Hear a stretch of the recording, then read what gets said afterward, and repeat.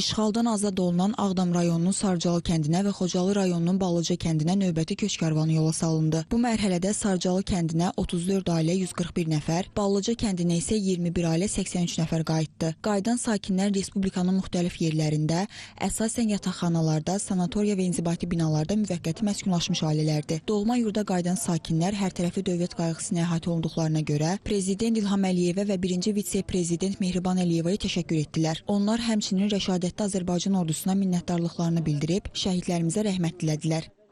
Bugün çox sevincliyəm, həddindən artıq çox sevincliyəm ki, öz doğma torpaqlarıma qayıdıram, torpağımıza qayıdıram. Cənab Prezidentimizin dəmir yumruğu sayəsi nəticəsində Allah bütün şəhidlərimizə rəhmət eləsin, qazilərimizə, veteranlarımıza can sağlığı. Həmişə toy məclislərində belə bir məsəl çəkirdik, gün o gün olsun ki, Qarabağda toyumuz eləyək. O gün bu gündür. Çox sevincliyəm, çox belə xoşbəxtam ki, torpağıma gedirəm, öz vətənimə qovuşuram. Sevinir ki, doğma yurdumuza, vətənimizə qayıdırıq. Oradan neçə yaşınızda çıxmışdınız, neçə nəfər çıxmışdınız, o anları bir xatırlada bilərsiniz bizə? Ailə böyük, yəni ata, ana, valideynlərlə 21 yaşında gəlmişəm. İndi Allah 55 yaşım var, özümün ailəm var, övladlarım var. Onlarla bir yerdə öz doğma vətənimə qayıdırım. Vallahi bizim büyük sevincimiz de var, kederimiz de var oğul. Sevincimiz odur ki, elimiz obamıza gedirik, şükür Allah'ın dərgahına.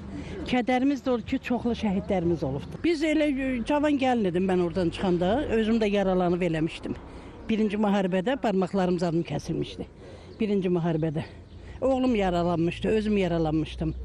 Yəni de yaşdaşanda da qayıdıram da, qocalıb qayıdıram. 73 yaşım var. Bugün mən nənə qurduma qayıdıram.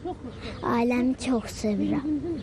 Qeyd eləyək ki, hazırda Qarabağda və Şərqi Zəngəzurda ora köçürülən keçmiş məcburi köçkünlərlə yanaşı, bu bölgədə aparılan layihələrin icrasında çalışan, həmçinin ayrı-ayrı dövlət qurumlarının yerli bölmələrində xidməti vəzifələrini yerinə yetirən, yeni fəaliyyətə başlamış səhiyyə, təhsil, mədəniyyət, turizm, sənaye, energetika müəssisələrində işləyən ümumilikdə 40 mindən çox insan yaşayır.